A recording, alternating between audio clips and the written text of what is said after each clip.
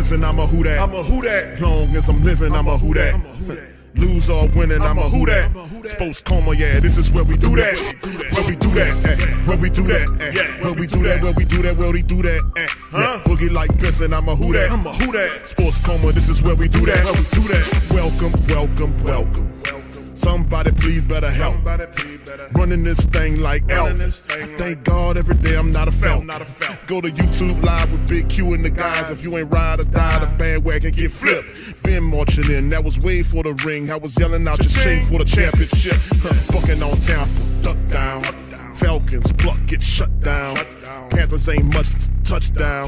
The vision really belong to us now. So much hate on the Saints, you could probably tell. Ever since Bounty Gate hit the NFL, when things seem fishy and you probably smell the crooked referees on Roger Goodell. Yeah, bugging like this and I'm a who that. Every day I'm living, I'm a who that. Lose or winning, I'm a who that. It's the Sports Coma, this is where we do that. Where we do that, where we do that, where we do that, where we do that, where we do that. Boogie like this and I'm a who that. It's the Sports Coma, this is where we do that. You're listening to the Sports Coma with Big Q and the guys on the PRO Media Network.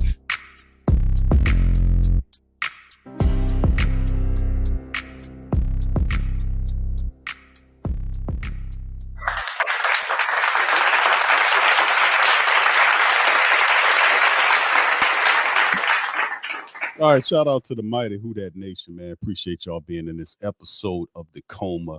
Much love to the fam. Coffee with Q.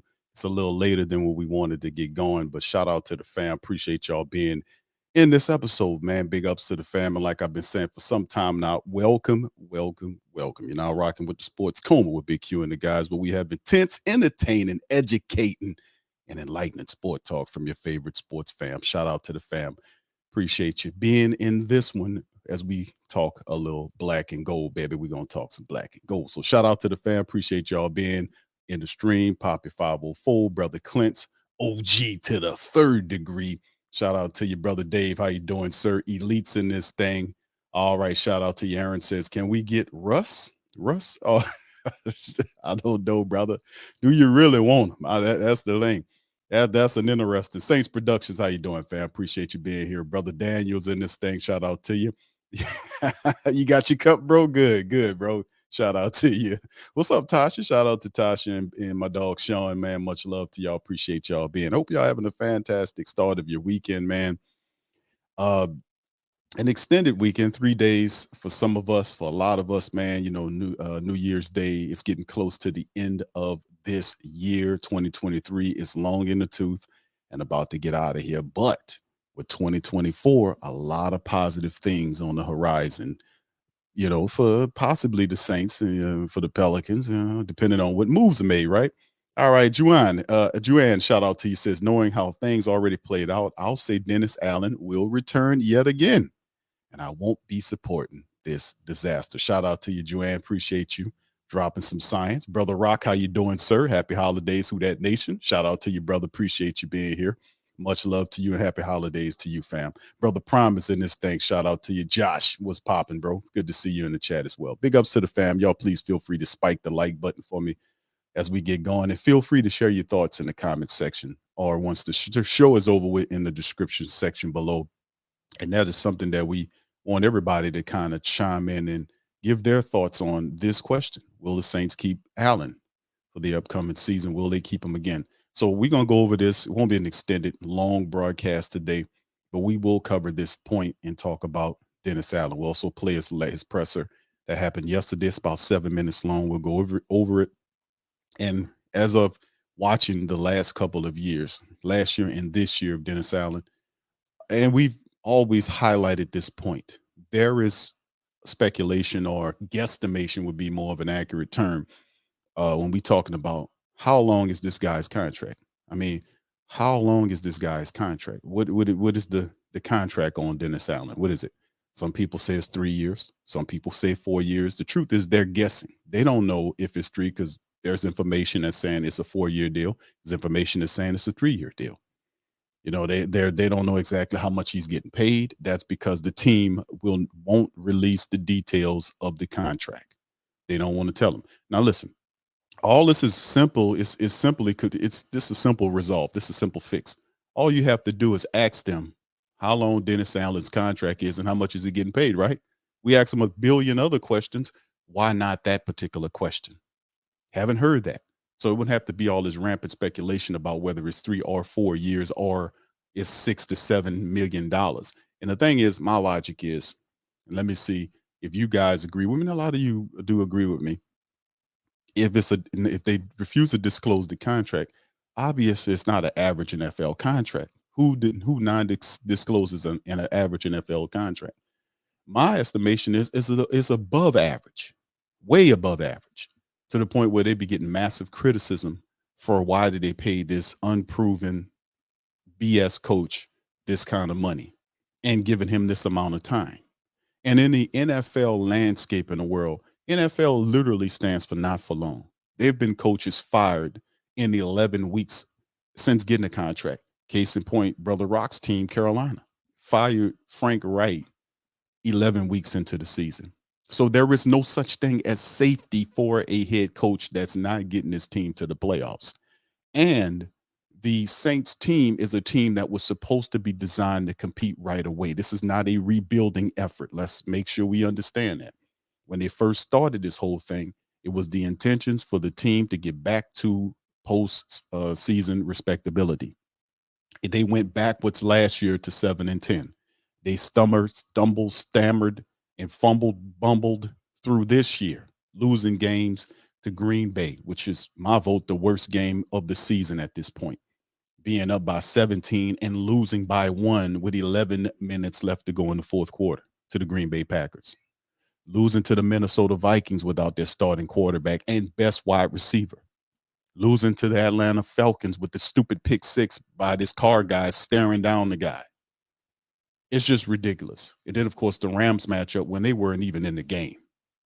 They try to pile on a stat pack, a bunch of points on the back end of the game, which why didn't you do that in the start of the game or the second quarter so that you have time to play? So it's a bunch of stuff. The Houston Texans game, getting beat by the rookie quarterback. And it goes on and so it goes on and on. But it's just the foolishness in the NFL landscape. If a head coach is not winning games and the team is underperforming, it is not a question about whether or not he deserves the right to come back for a third year after giving him 2 years. And your team is one of the oldest teams in the NFL. And you have an allotted window to participate in. If the window closes, you will be forced into a reboot situation. No ifs, ands, or buts about it. So it took a certain type of head coach to be able to take that on and then guide the team into respectability back into the playoffs. That is not what's happening here. The team loses against teams it's supposed to compete with because they have that type of talent. But yet and still, you see the madness that's going on. And the question is, we're proposing as the Who Dat Nation representatives that will Dennis Allen comes back? That shouldn't even be a real serious question. But it is when you got Mickey Loomis sitting on top of the team. When you see Mickey Loomis sitting on top of the team, that's what kind of BS that you got to deal with, because Loomis feels he feels like we got the best folks in the building. We listen, you guys out there, let me tell you. You guys, you don't know what you're talking about. You're lazy and unsophisticated. You know. We got the best guys in the building. We really do have the right people. You guys, I can tell you, the problem is you guys boo too much. You got to start cheering. You cheer, we win. And that's not true, Mickey, because when we was cheering before we was booing, y'all was losing. We started booing because you're losing games stupidly. Well, I don't agree with that. I think the problem is, you guys have to ride. You got to ride with us. You got to do it. I don't care. I don't care what you say. You got to do it. I don't know about that, Mickey. We're not going to do that. All right. We just, I'm just telling you, we're not going to go for the crap, man. But anyway, let's get right into it, man. The injury report, the final injury report of this week here, week 17 matchup. 2 games remaining, by the way. Saints, here the injury report is Jordan Howden is fully practiced. So we'll see Jordan Howden. Lonnie Johnson Jr. is listed as out. Ryan Ramczyk is out as well. And poor Ryan Ramczyk, man, dealing with a deteriorating knee situation. His future is looking very murky.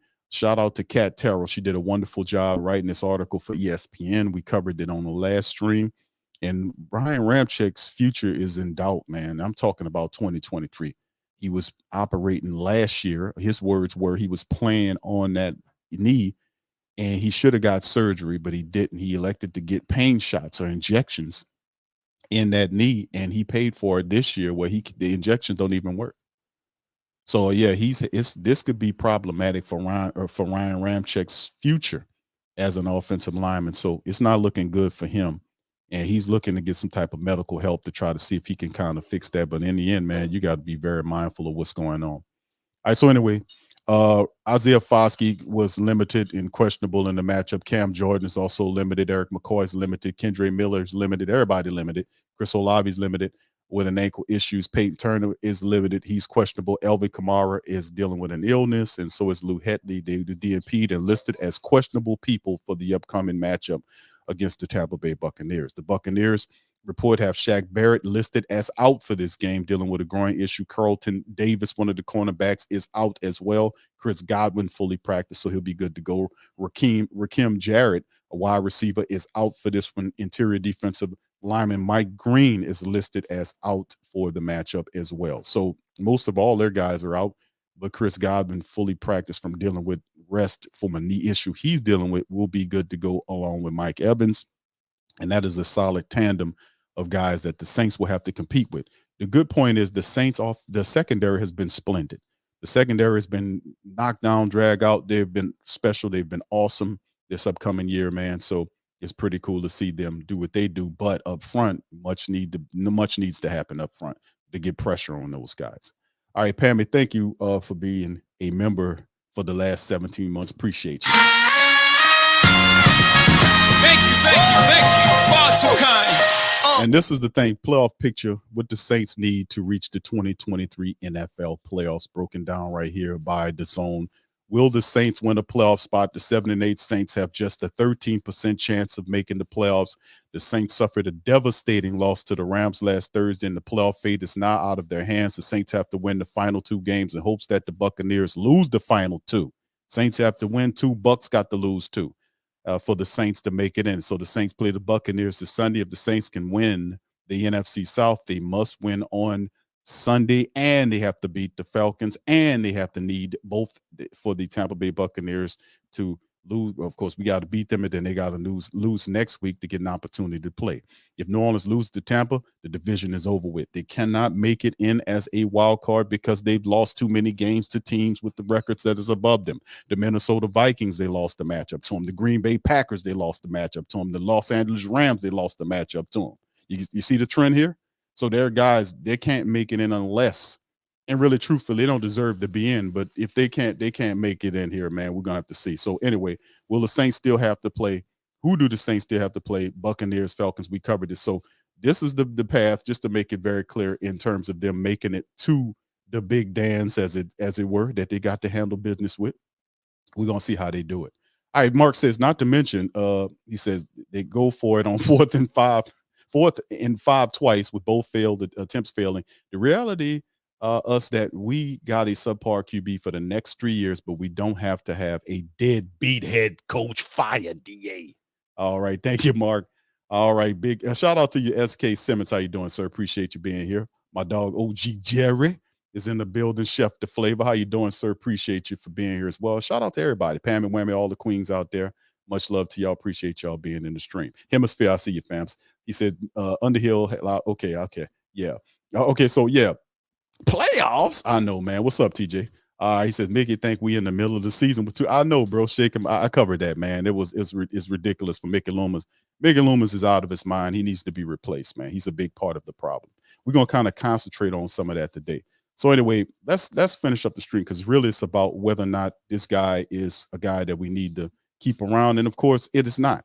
For people that got two brain cells to rub together and creates spark some type of brain activity, we do understand and know that the reality is he hasn't done enough to earn a third year.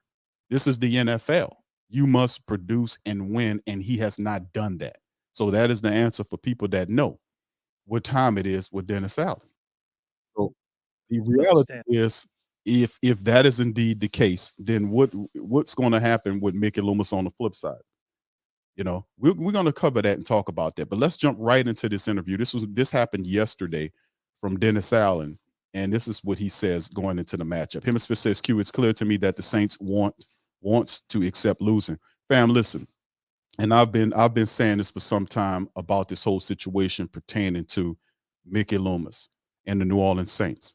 And a lot of people don't talk about it. A lot of the reporters don't talk about it because there's a line here where they could talk about what we can talk about.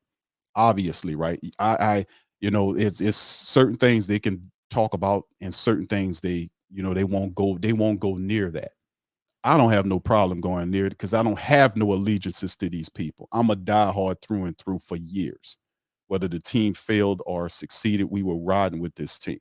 But it's reached a point where you're not tolerating any BS anymore. You're not going to sit up here stupidly and blindly following these people and wanting you spending your hard-earned dollars on this team, and they're just doing whatever they want to do. They just want to bank out, whether they satisfy you or not. No, it's about producing a better product on the field, and if they're not doing that, you do not spend your money with them.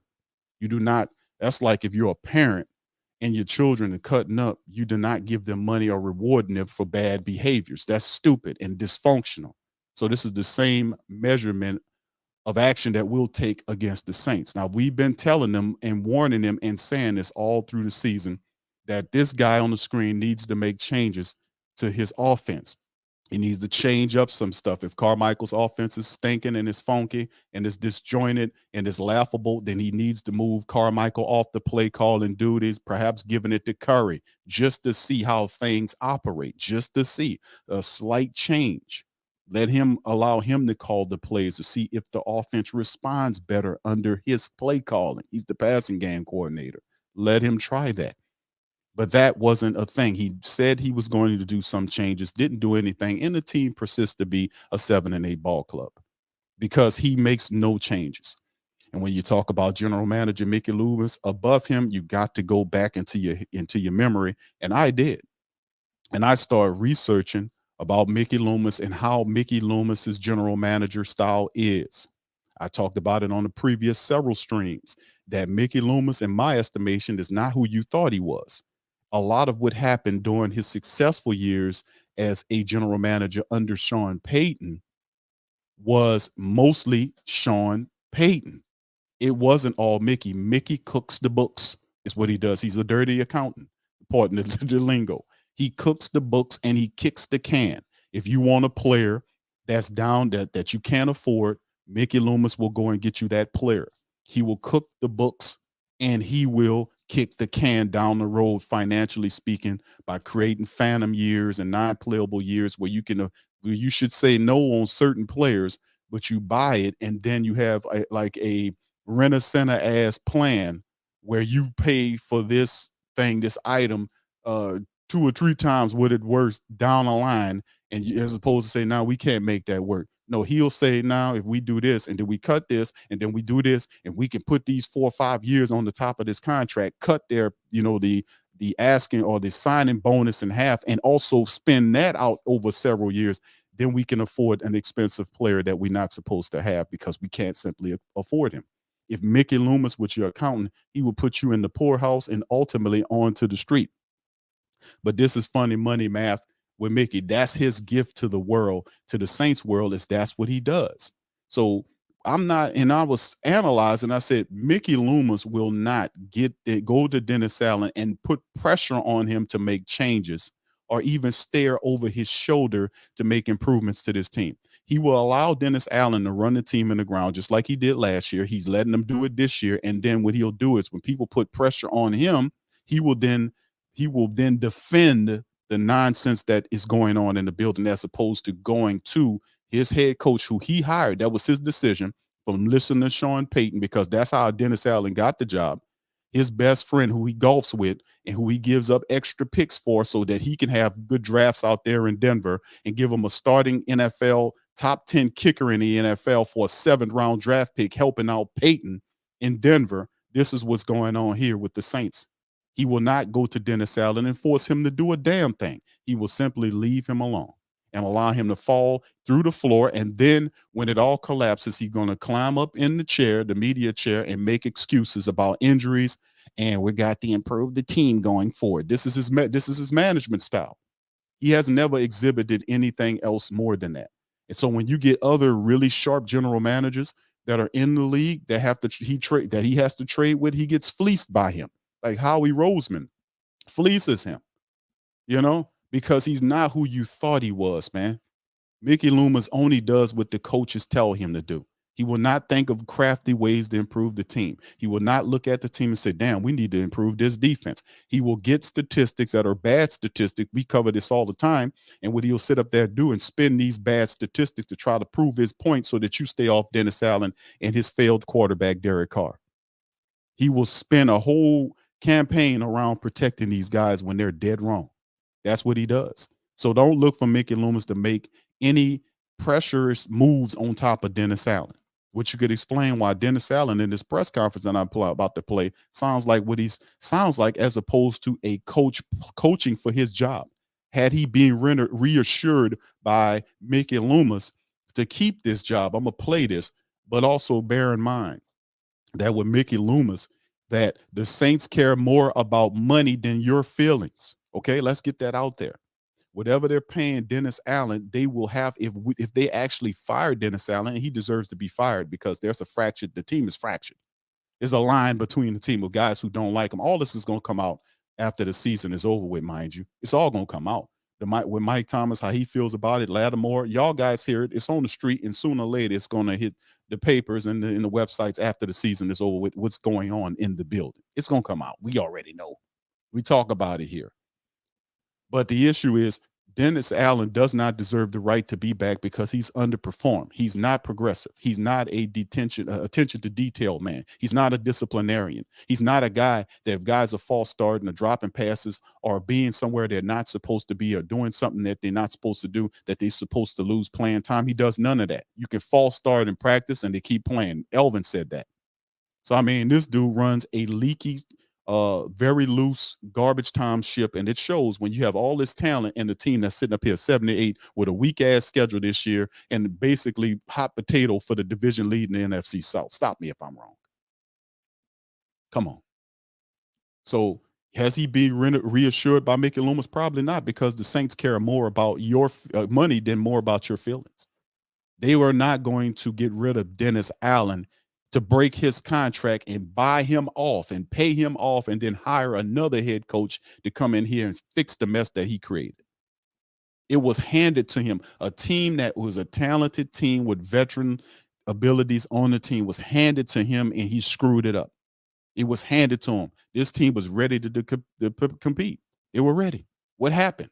Why did they go 7-10 last year? Injuries. Every year, these people come up with this injury nonsense. Everybody deals with injuries. I mean, literally everybody. Is how you adjust to these injuries is a whole nother matter. It's how you adjust. And it's not like they don't have the power to go out and pull people from the street or go pick up or make trades to make sure they stay afloat. They don't do any of this stuff. They just make excuses to you on why it's a good idea to keep Dennis Allen for a third year, because they're not going to cut his contract, whatever that may be, and pay him off and move him up out of here and hire somebody else. That's too much money. Oh, I'm not doing that. I'm going to tell you, I ain't going to do that shit. I'm going to tell you something. I'm not, you're right. I like that. Yeah, that big Q guy. He's right on that. I'm not, let me tell you, I'm not going to cut his contract. Dennis Allen's the right guy.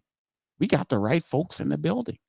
I'm telling you, let me tell you, I'm not doing shit. I'm like, listen, he's right. You better listen to this guy. I'm not doing shit. Dennis is the guy. We're going to make sure Dennis, and we're going to do it. And I'm going to keep him there. And, and I ain't going to stay on his back. I'm going to let him win. I'm gonna make excuses, and just keep on bringing us your money. Not supporting us. We're gonna make it. We're gonna be all right. And that's literally, I'm joking, I'm playing around, but that's literally the thought process with this whole thing. They're not going to cut this man's contract, and I'm telling y'all, I've been telling y'all for a while. It's the reason why they choose not to disclose the numbers how many years he have, and then we got media people that got to sit up here and play guessing games on how many. It's a question to Loomis. It's a question, bro. Bro, seriously, listen. How many years is Dennis Allen's contract, and how much is it? It's as simple as that, right? Yeah, we ask him every damn thing else with snowball he like and all this bullshit. Why not ask him what is the length of Dennis Allen contract? Or ask Dennis Allen, how many years do you have on your contract and how much is it? We ask him everything else. Why not that question is what I'm asking you. Were they told not to? We're not talking. Don't you dare ask that. I'll pull your goddamn press back. That's tough territory right there. That's a toughie. We're not going to deal with that. We're not going to touch that. But that's what I'm saying. They would rather you suffer a whole nother year, a third year of Dennis Allen suffering, because he's not going to learn anything. He's not going to do anything different. He's not going to learn to be a better coach. That's what I was asking people when the season started. What did Dennis Allen learn from year 1 to year 2? And the thing is nothing. He didn't learn anything. He just got extra people that he's comfortable with around him. What intangibles did he learn? Did he learn to be a better motivator, a better leader, a better speaker? Did he learn how to quantify his game plans, be a better overseer of the team? Did he learn that? If he has Joe Woods here, supposed to be the defensive coordinator, why isn't Joe Woods calling the plays and he becomes more of a guy that oversees everything? Why didn't he do any of this stuff? He's not going to do anything progressively different because this is a dinosaur. He doesn't have any idea of what he's doing, fam. He really doesn't. And Mickey Loomis is not a over your shoulder general manager. He will allow you to tear the team down. Then he'll come out and make excuses for why the team got tore down and then sell you the 2023-24 season ticket package coming up next year. Oh, we're going to come back. We're going to be back in this thing. And not to mention that the fact that the Saints are one of the oldest teams in the NFL. A lot of these players are getting up in age, and you're squandering their potential for this upcoming season with bad decision making and not making any changes to the team. So anyway, let's get into it, man, and hear from Dennis Allen and how elated Dennis Allen sounds, almost like he was reassured. Here we go. Okay, I'm outstanding. You guys doing well? I didn't interrupt social hour, did I?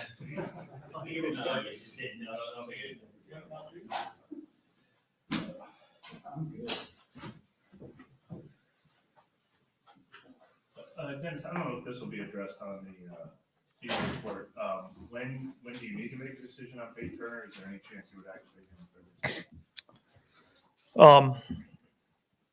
Yeah, I don't know. I don't know that we'll activate him this week. I don't think he's going to be, ready this week. But he had a good week of practice, so he's certainly getting much closer. How are you seeing just Lennon Young kind of step in and play, just in the role? Yeah, look, I think he's stepped in and done a nice job. I think there's certainly some things that he can continue to improve on. I think from where he was early part of the year to where he is now, I think he's improved a lot, and he's going to have to step up and play well in this game. And just how do you guys kind of view Ryan's the situation? The uncertainty like around Ryan's situation? Yeah, look, I think we just got to see how it goes.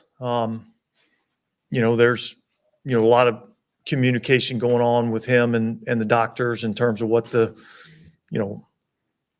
right thing to do is, and so I think we're not at the point where we've made any final decisions on that. I think we're still gathering information, evaluating what our options are, and then we'll see where that's at.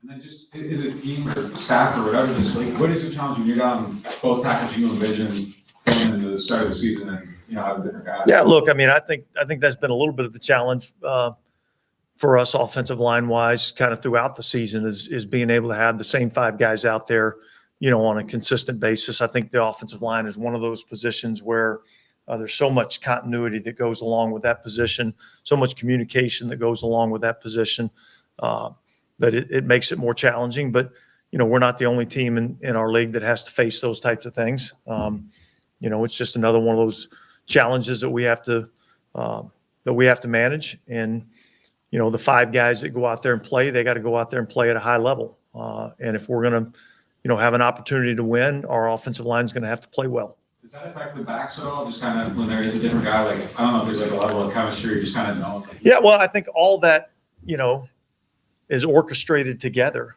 and so I think the more continuity you have, the better it's going to be. But yet that's not the world we live in. We don't live in a perfect world where it's always exactly how we want it to be, and we got to be able to adjust and still perform at a high level. Notice looking at Antoine Winfield's numbers are kind of crazy this year. A lot of forced fumbles, a lot of sacks, like that. What kind of jumps out about him here when you watch? Look, a lot. He's a really good tackler. He's smart. He's instinctive. Really good around the ball. He's a good pressure player. They blitz him a lot.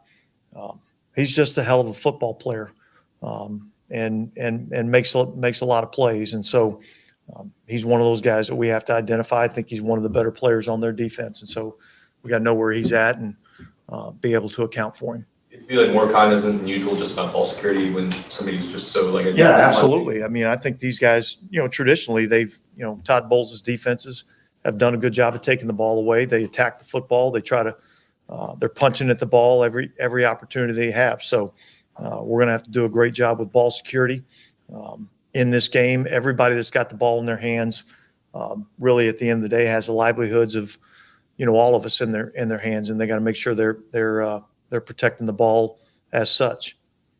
You guys have been just so good at like affecting punts and getting guys in situations to do that. Now, look, I mean, I think Riz does a good job with special teams. Him and Phil both. They work hard at it. They really work at designing ways to, get guys free to get to the punter. And then I think our guys,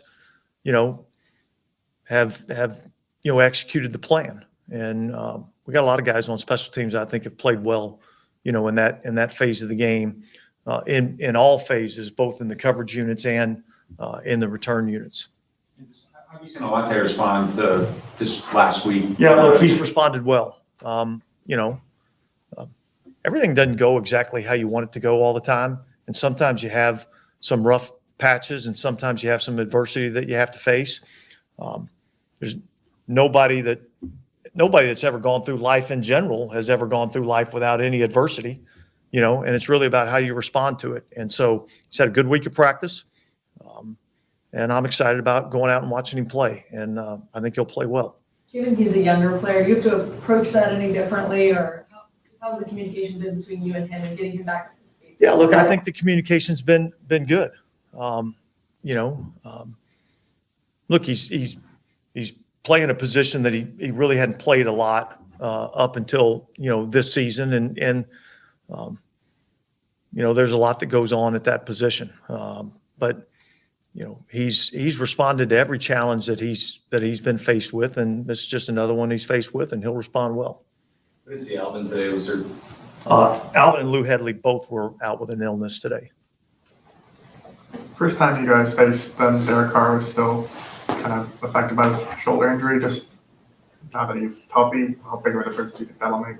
Well, hopefully it's going to be a big difference, but it's not, it's not a one-man game. Obviously we need Derek to play well, but we need everybody around him to play well also. And so, it's going to be a total team effort. Is the expectation that Kendrick will be back this game? Well, he's available now. Whether he's up for the game or not, we'll wait and make that determination on game day. Dennis, I know the whole team knows the situation, the coaching staff knows the whole situation, which you've got these last two games. How have you felt the team has responded leading up to this week in terms of knowing what is on the line? Yeah, I think all of us understand what's on the line here, and so I thought we had a good week of prep, and now we just got to go out and do it on Sunday. Oh, my goodness.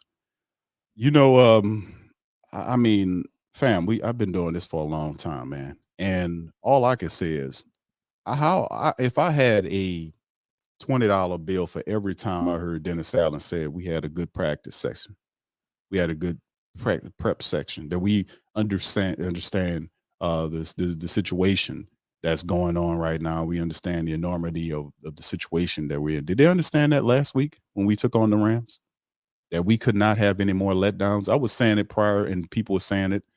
listen, we got to beat the Rams. If we're serious about winning, we're serious about breaking the playoff slide, the 2-year playoff slide that we're currently underneath. If we're going to break that slide, we have to be able to beat these teams down the stretch. We done lost all of the games that we could lose. Whatever cushion they thought they had, they didn't have it. Losing to Green Bay, losing to Minnesota, losing to Houston, losing to Atlanta, losing to teams like this, you've removed any room for error. I was saying that last week. And he was saying that we understand what it is. We know what we got to do, blah, blah, blah, blah, blah. And then they get out there and they lose. And then here we go again with the same stuff that I don't know. As this is not type of energy you want to have. If you facing dire straits, you got to pep this energy up, man. You got to speak more decisively. Like you got to command the team. You got to promise wins, even though he promised one win last time and they didn't respond. They didn't back him up. So, I mean, we'll see how this goes, man. Every week we get good practices. Just sometimes it don't translate to play on the field. You see disconnections between the quarterback and wide receivers running different routes. They're not on the same page. We say that every game. We see the offensive line. One of the worst things that I've seen this entire season was the up and down offensive line play that the Saints exhibit. The offensive line is wretched. We know Ram has been dealing with issues. But, honestly enough, Landon Young actually has played a pretty decent games up there on the right tackle position. He actually performed pretty admirably. But when you talk about the rest of the veterans that the Saints have on that offense, I mean, totally up and down. McCoy, up and down. Ruiz, up and down. Peets gets beat constantly, up and down. He's on the ground. Not as much as McCoy is on the ground, so much so, like I joked about. I said I was thinking McCoy was trying to become a gardener. He was he was down there talking to the grass, man, trying to figure out what they got going on the ground constantly. And then James Hurst almost looked like he's ready for the Hurst. I mean, listen, man, it's just you can't compete with that type of style of play. And this is a line that's been together for some time. These guys are not new guys outside of Landon Young playing, or he's been with the Saints as well, but that's his first really solid opportunity to have a stretch of games, which he's had an opportunity to play. But the rest of these guys have no excuse. They've been here and plenty of starting experience underneath them. It's no excuse for them to look this bad.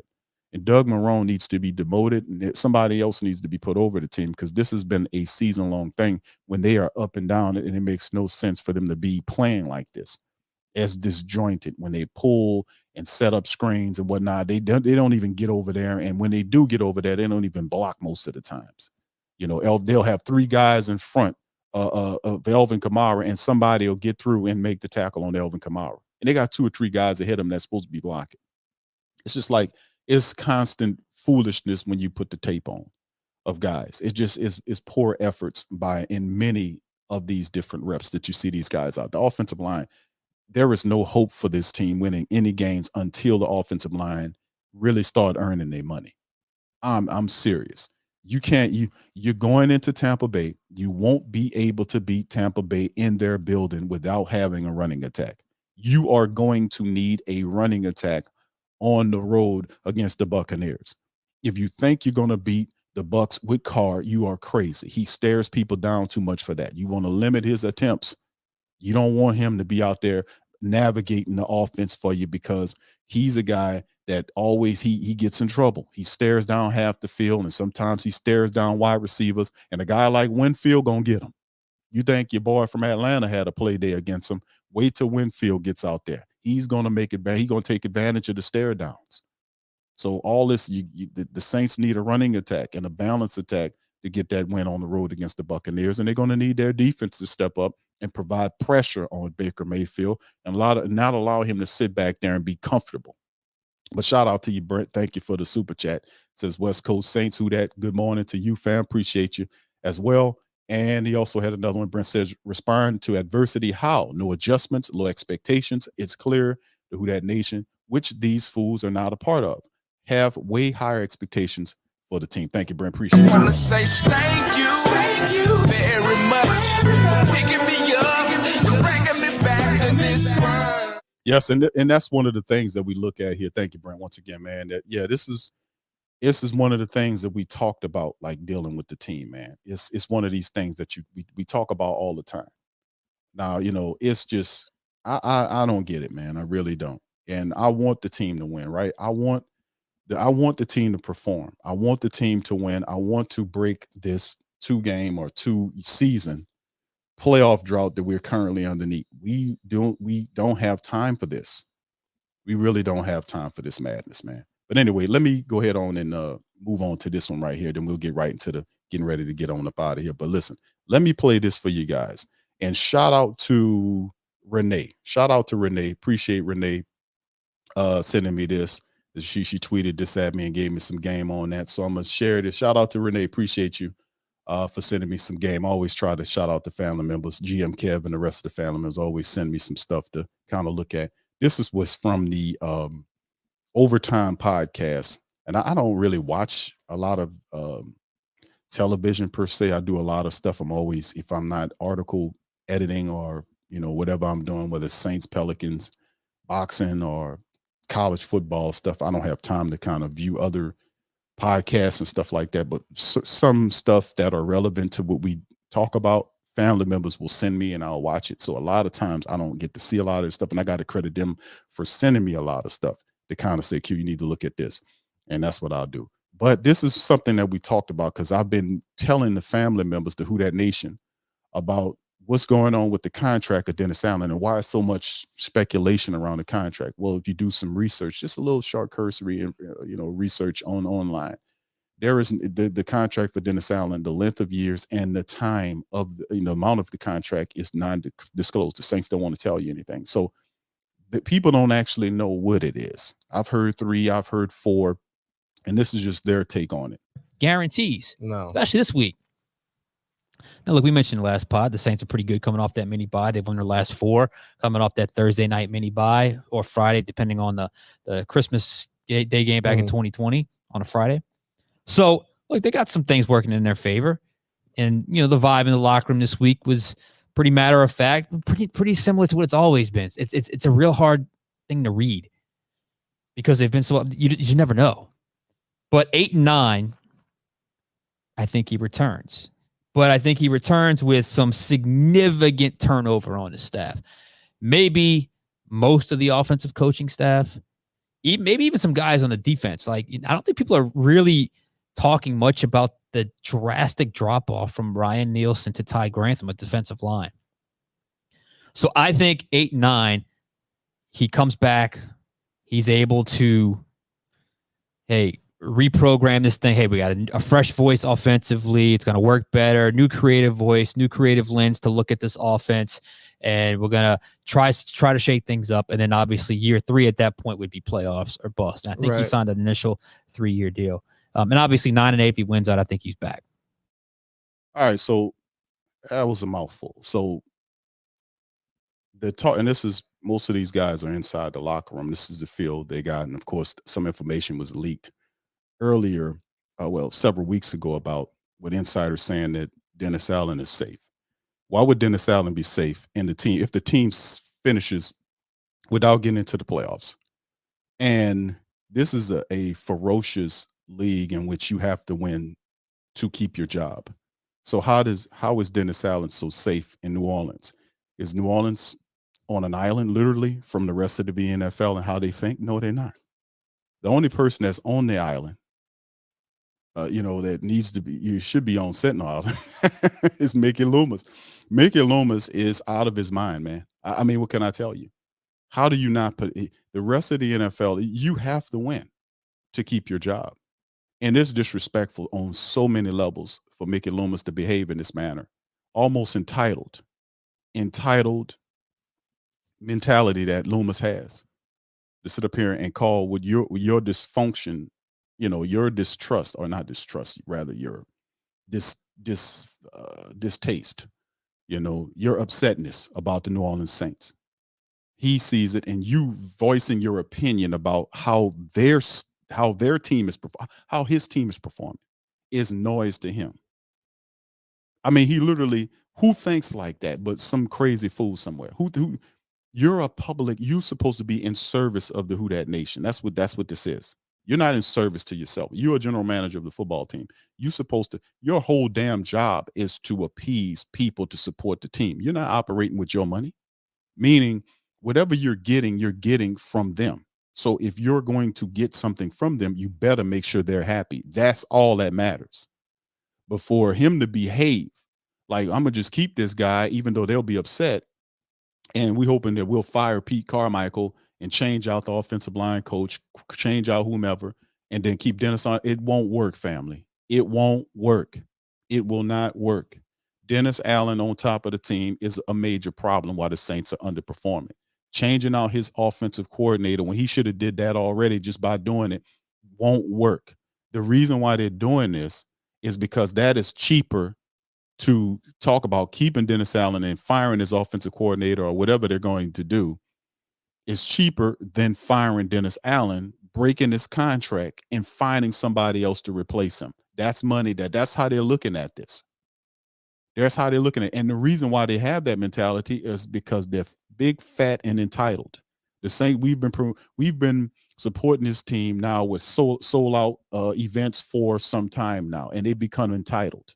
They become so entitled that they don't want to listen to you. They consider what you saying as noise. I'm not saying this is what I've played on this show with their saying, what Mickey Loomis is saying. He doesn't care about you being upset that his team is stank because he created the team. He hired the head coach. And when it didn't work out the first year, he brings the guy back the second year, and the team is 7-8.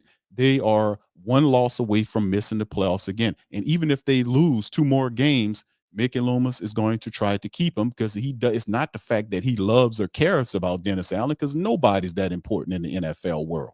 If you're not winning, you have to go. But it's the money thing. They're so disrespectful that they would rather keep him on top of the team because it is cheaper to switch out his offensive personnel than it is for them to fire him and hire another coach to do it the right way. You see what I'm getting at? That's what this is. That's why nobody else is going to say that. And that's the God honest truth of what's going on here. It's about money. It ain't about no loyalty. Ain't no loyalty in the NFL. It's a straight driven money business. It's all about money and it's supposed to be about results. So the reason why he's going to try to keep Dennis Allen is because they don't want to break the contract that by the way, they're currently hiding from you. They don't want to tell you how many years, and the guy just said here is 3 years. I heard 4 years. They got people saying it's 3 or 4 years. They guesstimating here. They don't know. But I asked the damn question to Loomis or Dennis Allen. What is your contract length, and how much are you getting paid? Haven't heard that question. Haven't heard it. All of the billions of questions during out this season, haven't heard that question to these people. Why? Or have they been instructed not to ask about the contract? That would be an easy one for you to get. Ask him how much is the contract so we don't have to guesstimate whether it's 3 to 4 years or estimated between $6 to $8 million. That's what it is. No, they don't know. And your job is to get the answer. But I'm telling you, nobody else is saying that. But that's the reason why that contract is non-disclosed, because they're paying him more than what he's worth. And they don't want to break that contract so that they can hire somebody else to do his job. That's too much money that they don't want to spend. So Mickey Loomis would rather inconvenience you than to save a few dollars, than to kick out a few dollars, while they spending tens of millions or hundreds of millions of dollars to renovate the Superdome. So you go down there and ball up that high ass stuff that they got down there, that $20 nachos and the $10 pops and all that kind of crap. It's just terrible, man. So, I mean, that's what it comes down to, man. And it is what it is. We have to figure it in. It is what it is. So that's like one of the things we talk about all the time. What's up with that? Why don't, what's up with that? What's going on? This is still in the NFL world. The Saints are not separate from that. Guys still have to win as a head coach to keep their job. All right. Tramal says, Q, did you hear Mickey's words when asked about drafting a QB? Yeah, I covered that. You said it was a silly question. Yeah, I covered that. I talked about that when he did it. I played damn near all of that interview. And after I heard that, I got so disgusted, I turned it off. Yeah, that we're in the middle. He said that we're in the middle. I'm not going to talk about that. I'm not going to go there. And that's a silly question. You're asking me to you're asking me to talk about drafting a quarterback in the middle of the season. I'm not going to do that. And notice how he said that toward the end. I'm not going to do that. He said it like that. I'm not going to do that. I'm not going down that. When they let him get away with it. Say, hold on, Mickey, man. People want to know. And before Abel served up the question, he had to tap dance around and say, well, listen, it ain't coming from me. This coming from the people. The people asking me the question. You don't have to do all that, brother. Just ask the damn question. Ask the question. But if that guy, that thin skin, that he can't deal with that type of question, bro, what are you doing here then? What are you dealing here? What are we doing here? If you're in a position as a general manager, you're operating with a team, prepare to be asked questions.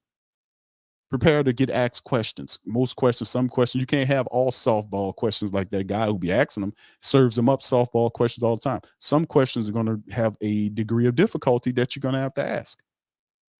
And really, unless it's, if it's dealing with the team and it's not a personal matter with players or them, then that is fair game.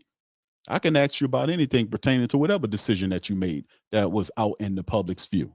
Anything, including, what's up with the contract of Dennis Allen, and why don't we know the real, the real deals or the details behind it? Why don't we know that? Why are you guys not releasing that? Because that is the answer behind everything. I'm telling y'all, man. That's the reason why it ain't got nothing to do with no loyalty. Ain't no loyalty in the NFL. Ain't no integrity in the NFL. It's none of that. This is it's a greedy, money-driven business. It's a greedy, money-driven business where these people will do just about anything for the paper. I'm just keeping it $1.15 with you. I'm keeping it. And Mickey Loomis is not going to do that because he knows that the Who Dat Nation will completely thrash him publicly for paying Dennis Allen that kind of money and giving him that type of security when he doesn't deserve it. You got to earn it. Dennis Allen done nothing as a head coach to deserve security. He hadn't done anything. Your team is underperforming and he's wasting away the window that you have.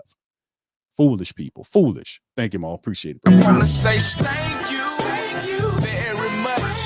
Picking me up and bringing me back to this world. Yeah, it's really insane, man, to be honest with you. Brent says it's confusing how they've gotten in these positions without learning, adjusting, and overcoming. It's a political good old boy game. Come on, man. Hey, bro, come on now, dog. Come on, man. Yeah, absolutely, man. And like I said, we covered this before about Mickey Loomis and some of the stuff that Mickey Loomis in his decision making. It's not really difficult to understand when you go back in your mind frame and remember how he dealt with Sean Payton, because that's a lot of his success was 20 some odd years with Sean Payton when he gets to 200 wins. He wasn't over Sean Payton's back. His approach is to let you run the team. And it worked for many years because Sean Payton had some good sense. He had a good mentor. He was not perfect, but he was fundamentally strong in a lot of things. He was a disciplinarian and a guy that was very imaginative about keeping the team motivated. He would bring in motivators. He'll bring in guys from outside, like Avery Johnson and others who would talk to them to keep them motivated. He performed mock funeral processions, like when he took over the team, to get rid of the negative spirits that were once occupying the dome. In his perspective, he brought in the voodoo priestess.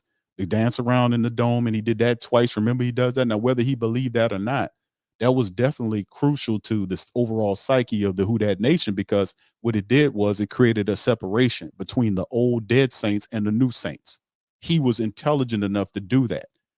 None of this stuff is within Dennis Allen. None of it is within the Dennis Allen.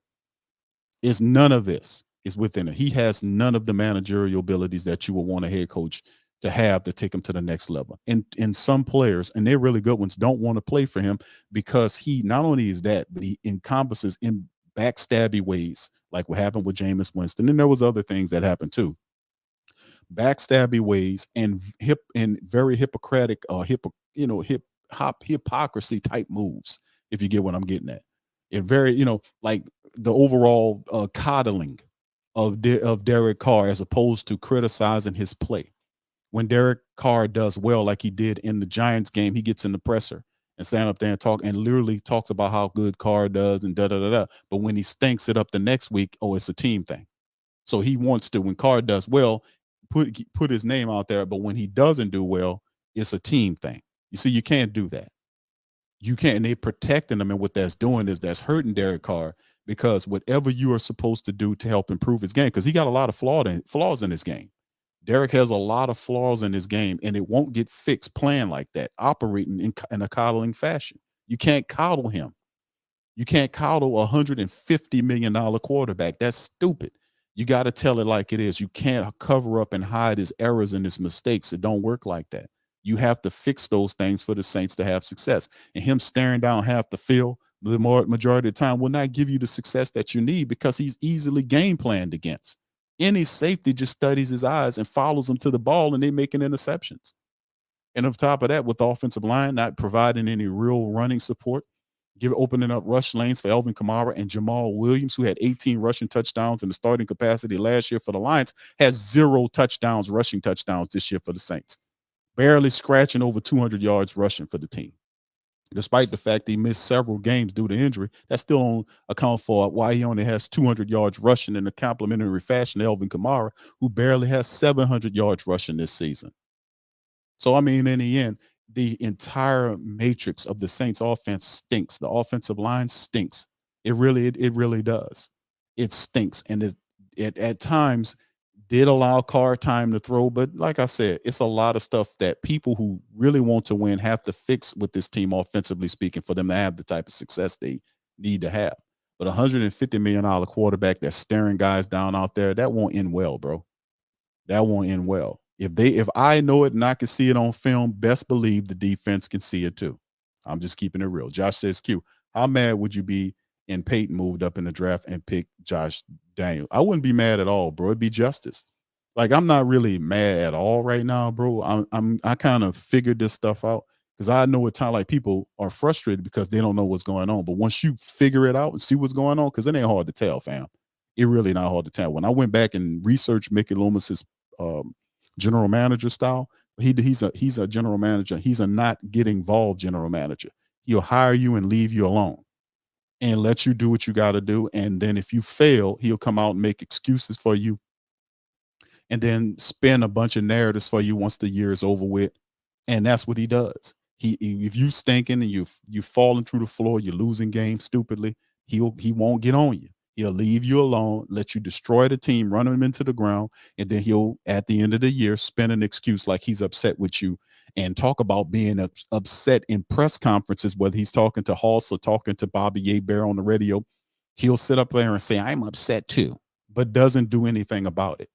He'll say he's upset like me or you are upset. We have no power in the building to make changes or force Dennis Allen to make changes to his offense or even to his defense. He is Dennis Allen's boss. He has the direct ability to go tell Dennis Allen, you need to do this and do that. He won't do that because he don't know how to do that. That ain't his style. His style is to leave you alone, and when you fail, make excuses for you. That's what I'm telling you what it is. He never did that to Sean Payton. He didn't need to do it. He figured he can do Payton and Dennis Allen the same kind of way, which you can't. Dennis Allen needs more oversight than a Sean Payton would. But he treats them the same, because that's his style of playing. And this dude is in his 60s. He's a dinosaur. He got his mentality already. I ain't saying my guys in the 60s, my people out there are very, really good. But I'm saying in terms of his thought process, he has a dinosaur mentality. Like, he's not going to adjust what he's been doing for 20 years for no matter who it is. You get what I'm saying? Because I don't want to clump my 60-year-olds in with Mickey Loomis's thought process. But the reality is, you have to be a person that adjusts in the NFL landscape to be relevant, or guys like Les Snead or John Lynch or Howie Roseman will fleece him because he's not the guy you thought he was. I've explained this. That's when I learned that, I said, okay, I got it now. And I know just what's about to happen. So, I mean, like, I'm in the right neighborhood. I'm just hitting on everybody else. So let's cover this. Let's talk a little bit about the background right quick, just to give you a little preference here, right? You've been involved with the NFL for 37 years, right? 22 years with the Saints. This is Mickey Loomis. Involved with the NFL for 37 years, almost 40 years of service to the NFL. He's been with the Saints for 22 seasons. He was promoted to general manager back in 2002. And then later on that year, they gave him the vice president of the football operations, which entails coaching, player personnel, scouting, salary cap management, contract negotiations, athletic training, equipment, video, and communications. All he did is hire the guys to watch over that. Now, the salary cap management and stuff is stuff that he handled, but he trained Kai Harley. Harley's the guy now that can do all that. Harley can do what Mickey Loomis does. You see, in many ways, Fontenot operates with Atlanta in the same type of measurement with his own spin on it. So we don't really need him to cook the books anymore. We got somebody that's younger, that has a vision, that needs to be promoted to the general manager position. So in terms of people saying fire Mickey Loomis, they won't fire Mickey Loomis. The best that we want him to be is him keep the vice president's title and get the hell out of the way. Keep the VP job, give up the general manager position to Kai Harley. That's one of the things I talked about when we do the final, well, the season recap stream, or looking at the future of what needs to happen based on, just my observations. Then, of course, in 2006, after being a key figure in the hiring of Sean Payton, the signing of Drew Brees, and essentially rebuilding a team that would advance in the NFC Championship, they're kind of romanticizing it. The reality is this, like, they do this. They'll go back into history and change it around. This is how it happened, because this is how it happened without the romanticism. Like, we just knew what we was doing. No. That's not how it went, family. I'm going to keep it real. I'm a diehard man. I just got to keep the truth. No romanticism about it. What happened was John Benson, rest his soul, wanted Gary Kubiak for the job. Problem was, so did the Houston Texans. So he had both of them competing for his services. Mickey wanted Kubiak because Kubiak was an offensive coordinator dealing with the Broncos. They had ran a really good offensive system, like Slowak, the dude that's, I think he with the Texans now, who learned from Kubiak's style of offense. And Kubiak had a pretty damn good offensive style. They wanted him here. That's the God honest truth. They wanted him here. And he had 2 championship rings, 2 Super Bowl rings as an offensive coordinator with the Broncos. They wanted him here because they felt like he had the championship caliber. He had that all that going on.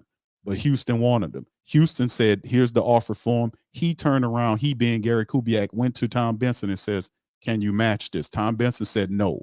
Kubiak went to Texans, and Peyton was the second guy that they wanted. He was the second on the list. They wanted Kubiak. And Kubiak tried, like I said again, he then went to the Texans, gave him an offer. He took the offer to Tom Benson and said, can you match it? Tom Benson said no. He went to Houston, and they said, let's go with the second guy, Sean Payton. Now, that don't sound romantic, but that is how it went. And also with the Drew Brees thing, he helps get Drew Brees. When Sean took the job, he had a difficult thing because the city was coming from the Katrina, stuff that was happening, and the team was basically garbage. What was left over prior to Katrina, because before Katrina hit, there was a trash team with Aaron Brooks on top of it. It was trash. So, when all that happened and everything went its way, then they went to Drew Brees. And Drew Brees didn't want to come to New Orleans. He was trying to go to Miami. Nick Saban was the head coach at the time. Nick Saban had to make a decision on both either Drew Brees or Dante Culpepper. And Nick Saban was the head coach and general manager of the Dolphins at the time. Drew Brees was trying to go to Miami. And when the Miami Dolphins, Nick Saban chose Culpepper, then Drew came to New Orleans. You see that? But they'll try to spin it like, oh, he wanted to come to the city and help out the city. That was after he was not chosen by the Dolphins. And Sean Payton was the runner-up to Gary Kubiak. That's taking the romanticism out of it. And that's how it played. But when Sean got down here and Drew they got Drew after he decided to not go when they didn't want him in Miami, he came here. That's when they started putting it together. They had the drafts. All that's under the direction of Sean Payton, working with Mickey Loomis, sharing his vision and telling him, we need to do this, we need to get this, we need to do that. And then Mickey did it. That's what he was, an expensive gopher. I no disrespect, but I'm saying that's his role. He's not a visionary dude that's going to say, we're going to take this team and turn it into something like a Roseman or a Lynch or something like that. That's not what he does. That's not who he is as a general manager. He will hand you the team and then get out of the way and let you run it. He won't go over your back. When you're losing games, he won't come into your office and says, hey, man, listen, I need you. Maybe you should think about changing this up and doing this. No, he doesn't do any of that. Matter of fact, I got a point to prove. Remember what happened with Jameis Winston last year? What was Mickey Loomis? The question I was asking that nobody was asking was, where's Mickey Loomis at with Jameis Winston going to the press telling them that Dennis Allen lied about him playing? Where was Loomis at? I thought Mickey Loomis was the guy you supposed to go to. Where was he at in this whole fiasco? Where was he at? I can tell you where he was at. He was in agreement with Dennis Allen. Whatever Dennis Allen would say, I won't listen, Jameis. Dennis is the coach. Whatever he says goes. So he had nothing left to do because James Williams ain't gonna go to the press over. They got a chain that you got to go up to. If the coach is not, you go up the ladder. And then when you don't have anybody else to reach to, then you go to the press. That's the last resort. It's a pecking order, what I'm saying, of how you list grievances out. And if the guy don't want to listen, then the last result is to go to the press, to get it out there, to create pressure outside, to put pressure on them inside. That's what we're talking about. So anyway, but this is the reality, man. We just getting game, giving some kind of some breakdown here of who this guy is, as Mickey Loomis is. Promoted to general manager. So as you see, he got the vice president's position for the Saints the same year he got the general manager position. It's a way of them saving money, bro. That the Saints did that all the time under Tom Benson, rest his soul. At one time, they had Mickey Loomis as the vice president of basketball operations for the Pelicans. Mickey don't know nothing about no basketball. I mean, this is what they did because they would load you up with titles, and then as opposed to hiring another person to do the actual work, they would give a person 2 titles like they did Dale Demps when he was the general manager. They made him the vice president of basketball operations, for real. They were supposed to give it to Joe Dumars, and Joe Dumars say, man, now listen, I can do it, but it's going to cost this amount. You know what they did? Never mind. We give it to Dale. For real. These people do cheap shit like this all the time. I'm just laying it out. It ain't romantic, but it's the truth. And then it gets into 06 after being a key figure in the hiring of Peyton, the signing of Drew, rebuilding the team and all this kind of stuff. And then he really, really reaped the rewards over 17 years next of all the success that Coach Sean Payton and Drew Brees, they all moved together and they made a lot of success. 175-16 in the 17 years that they were there, right? And then it all changed in 2022. Loomis conducted an extensive coaching search on behalf of the organization and led the Saints into the future. And following the search, Dennis Allen was promoted for defensive coordinator and hired as the 17th head coach in franchise history. It was a mock sham search, which was jokeable. I'm surprised that Brian Flores didn't have the Saints in his lawsuit for violating the Rooney Rule. The Saints did all this stuff and then turned around and hired Dennis Allen. And they did it off of the comeuppance of Sean Payton. Sean Payton told them that, hey, Dennis should be the guy. And even though they had other guys that were more qualified than Dennis Allen that would do the job, guys like Dougie Peterson, they still turned around and gave it to Dennis Allen. Still turned around and gave it to him. So like I said, man, and then that is his coaching style. So after 17 years of doing the same thing, you expect him to then change it up with the last 2 years of dealing with Dennis Allen. He's not gonna do it because that's not his management style. That's not his management style. Like I said, what he'll do is what Mickey Loomis does is he'll hire you and let you run the team, and that's run it into the sky or run it into the ground. Either way, he's gonna come out and protect you. You're gonna say, we got the best guys in the building, we got this, and and granted, he's supposed to be always constantly evaluating. Every week is supposed to be an evaluation process. Every week it's supposed to be him evaluating where the team is going. And he's supposed to, when he sees the team is struggling and they're going on losing streaks, he should be in there or calling Dennis Allen to his office to have a discussion. But he won't do that because that's not his management style. I've understood that and realized that. That's why I'm telling y'all that today, so y'all don't get as mad with Mickey Loomis, to understand that's not what he does. He's not going to tell Dennis Allen what to do because in many cases he don't know what to do. That's not his expertise. He's a book cooker. He's a can kicker. He'll get the player that you want and kick the can down the road for them. That's what he does. He's not going to go up in there like a Howie Roseman and say, listen, man, y'all need to stop this. Or Terry Fontenot and force Arthur Smith to play this other quarterback as opposed to this other guy. He won't do that. He'll let you run it into the ground because there's a certain level of comfort that he have, like he can't be fired. And he's kind of untouchable. And to a degree, he is untouchable in the Saints organization because Gail would have to see Mickey Loomis as a liability, as it were. But me personally, I think Mickey Loomis needs to be gone in terms of the general manager. He has the vice president title. He doesn't need 2 titles. He can't do 2 jobs, obviously. So general manager needs to be Kai Harley. Let him keep the VP and get the hell out of the way. And the future of the team should be in the hands of a young general manager, and let him get his own coach and break apart this good old boy circle that exists because of Sean Payton. Because Sean Payton not being here, it's not going to work, because none of these guys that are here have any inkling of Sean Payton's ability and aggression or his leadership ability. They don't have none of that. All of these guys are failures without Sean Payton. Let's keep it real. When you pull Sean Payton from out of here, all these Batman and Robin ass characters that we have, you got Batman and Robin them running the team, right? I mean, not Batman, Robin and the sidekicks running the team, and they look like this. You pull Sean up out of here, these guys are nothing without Sean Payton. And it's obvious. The offense is nothing without Sean Payton. The team is nothing without Sean Payton's guidership. And Mickey Loomis is as normal as it gets without Sean Payton. Everything's exposed when Sean Payton left. They can't even do nothing, and they still got Coach Payton's players. These people are nothing without Sean Payton. It's time to destroy and break all this up and get some new leadership down here. That's what I'm talking about. These guys are nothing without Sean Payton. All right, Brent says Big Q or the Possum. I don't know, bro. I don't know, brother, if they're a part of the dinosaur family or not. Yeah, they might be, bro. I mean, I don't know. They get along pretty well, don't they? Y'all, I don't know that.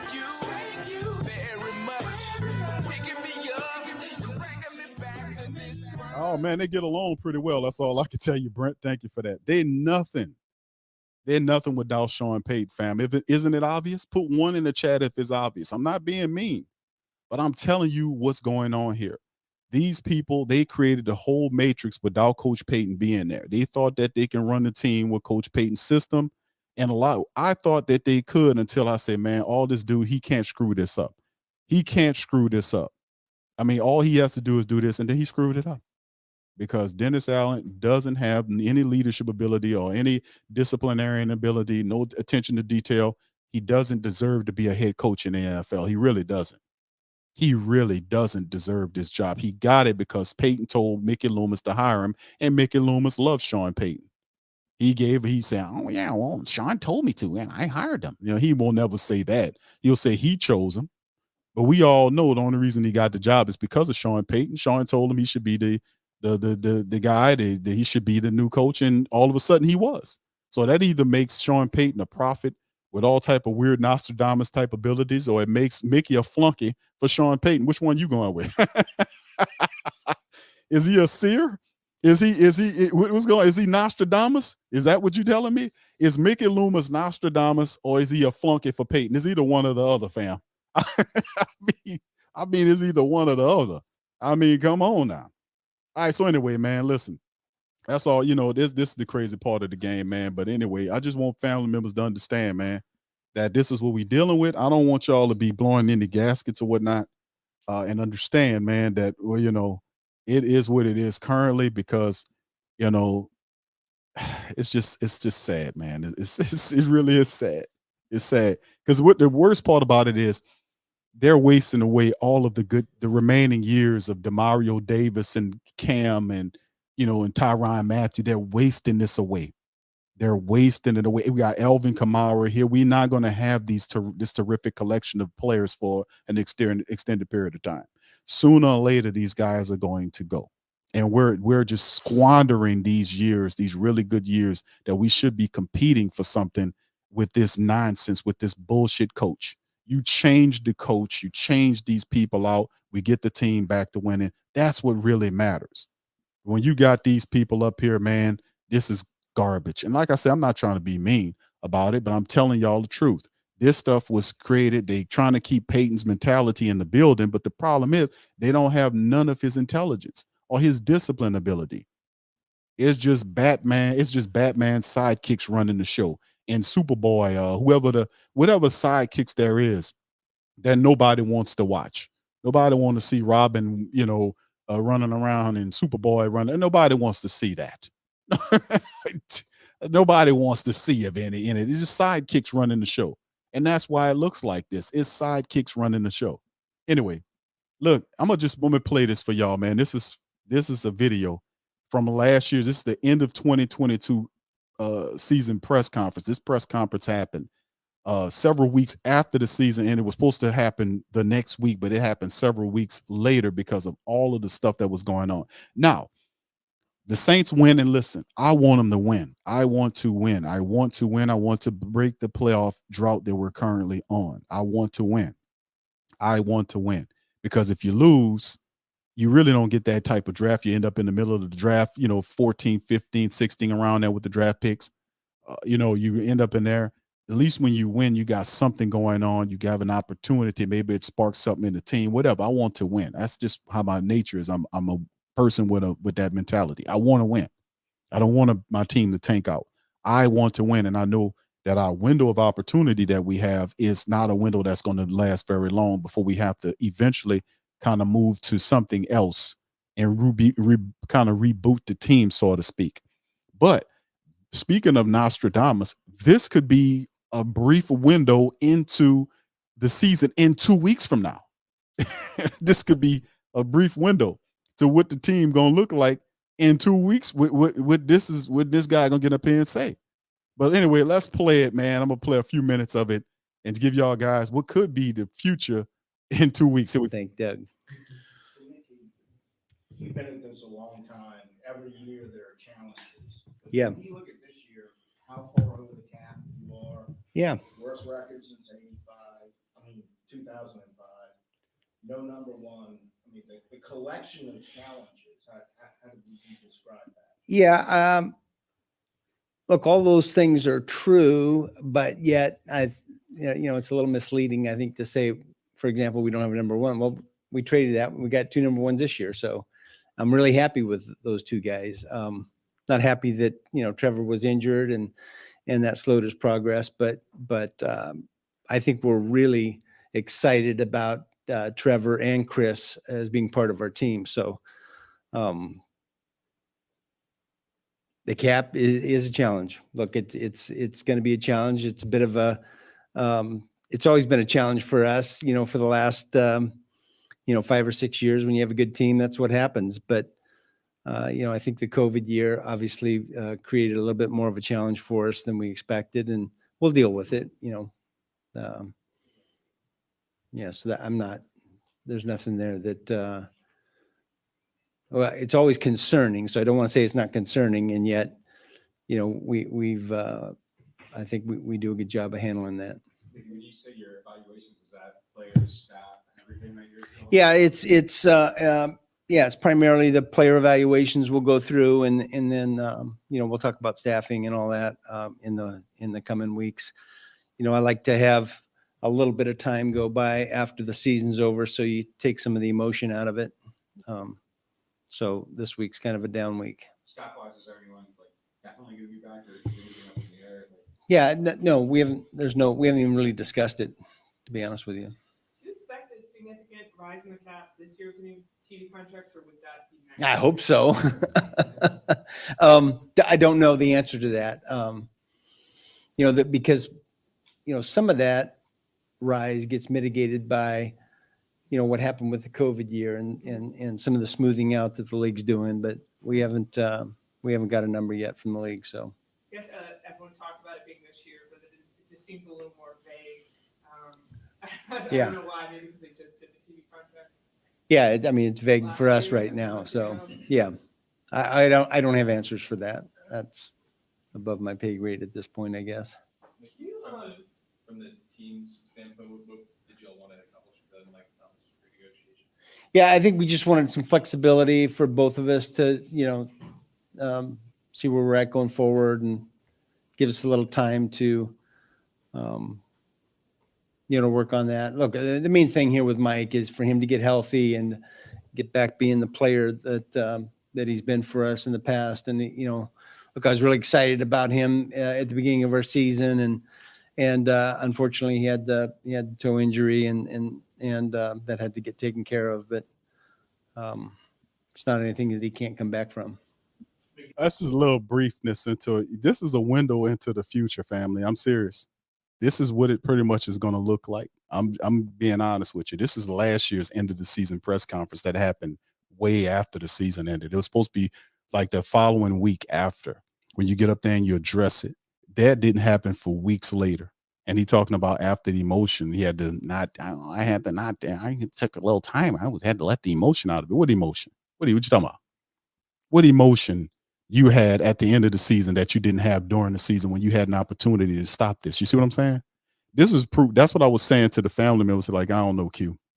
I hear what you're saying about this, that, and the third, and it's not. I'm giving you video proof of how he behaves and how he's been behaving. This has been his signature move for the last 20 some odd years, especially under Sean Payton. You didn't see it because most of the time they were winning. But when you really see it now that they're losing with Dennis Allen, that he's not attached to him, he will spin all type of narratives to protect him. He will come out even if against you and your frustrations. Like, you are literally within your rights to come out and tell them, listen, we are dissatisfied with how this team is performing. And then they would spin it around like you're the problem. Your booing is bad. It's not helping us win. He literally said that.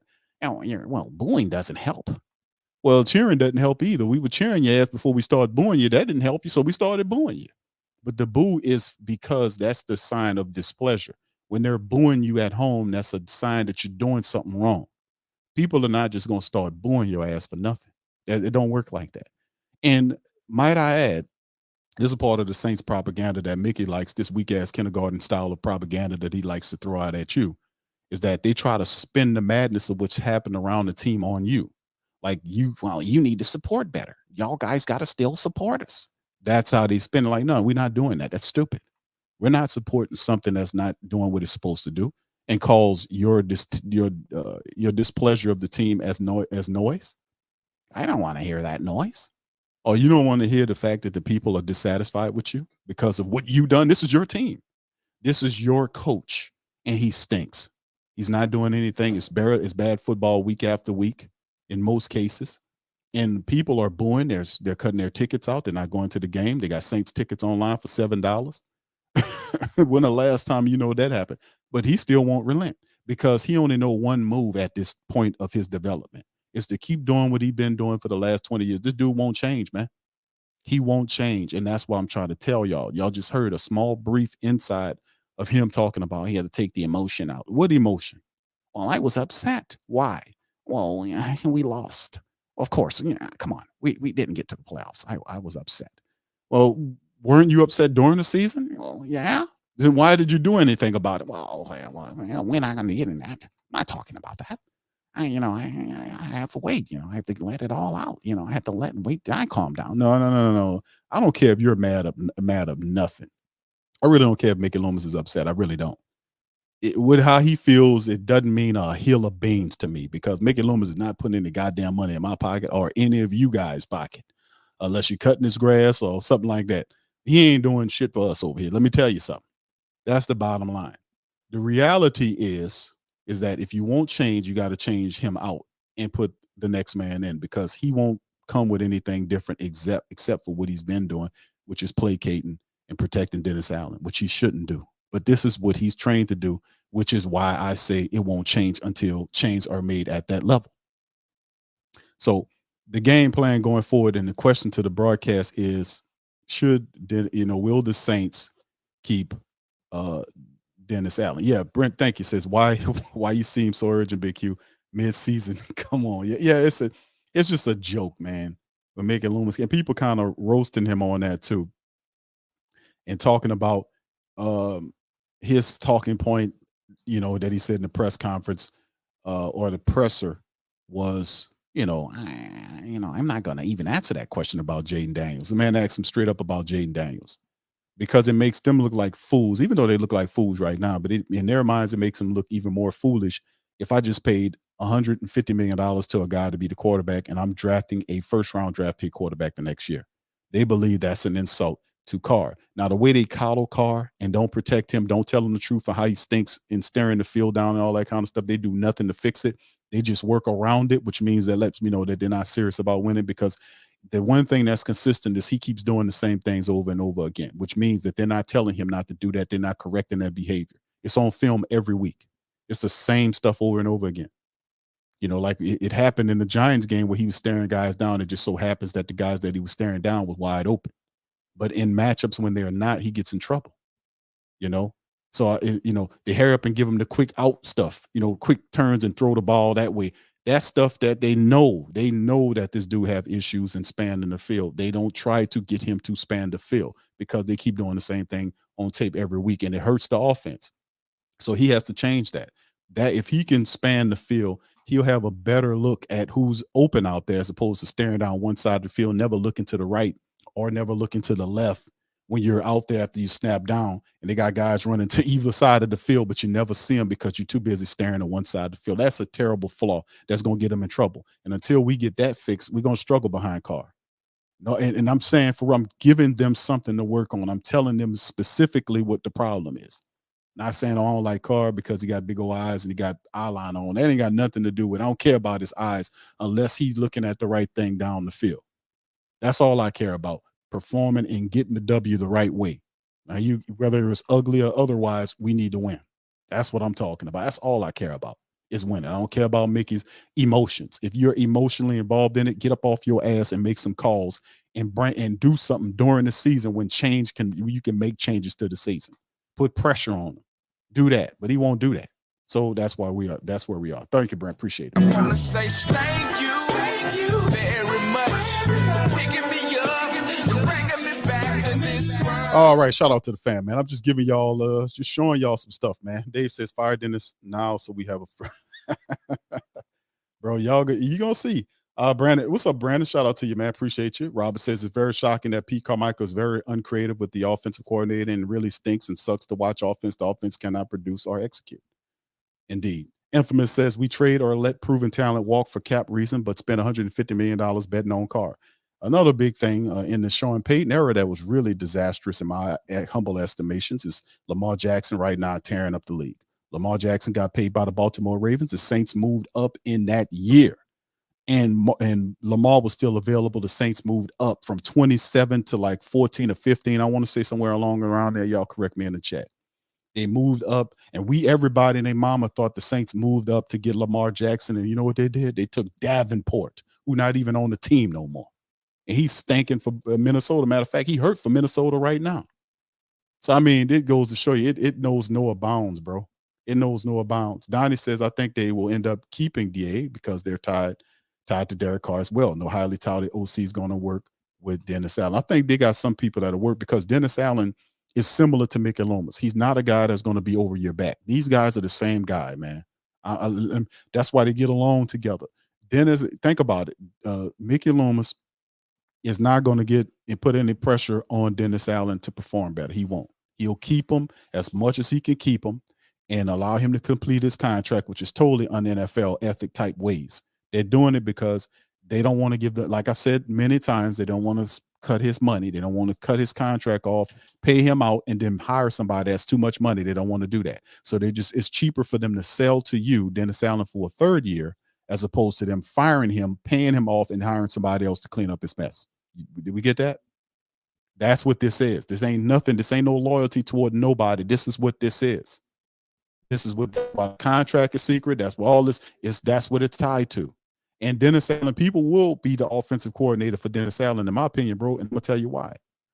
They'll be the OC for him because Dennis Allen will not be on their backs. He will allow you to operate the offense like, you have total autonomy on that side of the ball. He won't force you to change anything. Look how he handled Pete Carmichael. He won't force you to make any changes. He will also spend excuses for you as well. The same way Mickey Loomis does it. This is a whole funky excuse-laden matrix that we living in under with the Saints. Mickey Loomis is not going to have any accountability on his head coach, and Dennis Allen will not have any accountability on the new offensive coordinator. He won't. And then the contingency plan for Dennis Allen is he'll go follow Sean Payton to Denver. If they fire him, so will Pete Carmichael. And most of these assistants, they're going to run to Sean Payton when the season's over with. That's their fallback plan. That's why you see Dennis Allen and most of these guys, they're not tripping on nothing. They probably already told them, the Saints let you go, guy. I got a job for you over here in Denver. Sean Payton's over there. So, I mean, you see what I'm saying? So I mean, at the end, this is what we seeing here. I'm just keeping it real. I'm telling y'all, man, this is what's going on right here. They'll work for Dennis Allen because there's no accountability. He's not going to put any pressure on you to do anything. He's not. Same with Mickey. They're the same people. It's the same person almost. It's crazy. It's like it's a weird measurement. That's how they get along so well. It's the same people operate with not accountability. They don't put any pressure on each other. And when you put pressure on them, he says you're making noise, or they say we don't listen to any of the noise outside of the building. Even though it's noise, it's good noise, it's bad noise, and it's good noise. They define it all as the same. They don't differentiate and says, well, we hear some we hear some of the constructive stuff that's being said. No, they don't want to hear no constructive stuff. They don't want to have no destructive stuff. They don't want to hear any shit in between. They don't want to hear it at all. If it's not what they're saying or what they thinking, they don't want nothing to do with it. They don't want to hear it. Everything is noise, whether it's constructive or not. They quantify it as the same. They really do. Thank you, Barbara. She says, no OC will be hired that might challenge Allen for his job. Expect continued mediocrity. Thank you, Barbara. Appreciate you. And also, let me add on the Jaden Daniels front or the quarterback front in the first round. Won't happen because they're not going to bring a quarterback in here to challenge Derek Carr. They don't want him to be uncomfortable. I'm keeping it real. This is a coddling matrix here as well. Like it's a dysfunctional non-accountability, but it's also a coddling matrix that's going on here because they're going to coddle and protect Derek Carr, despite the fact that he's visibly not right fundamentally and technique-wise. They're going to coddle him and not go at his issues. See, it goes way above all this other stuff about this. Why is he not? Well, he sucks. Why does he suck? Then you get into the play and watch the film. The film tells you what's going on. His technique is bad. I'm just keeping it real. The technique is bad. You can literally watch what goes on when you break down the film. You can see the technique. You can see what's wrong with his game as a quarterback. It ain't deep. It's not. It never was. You can see the problems.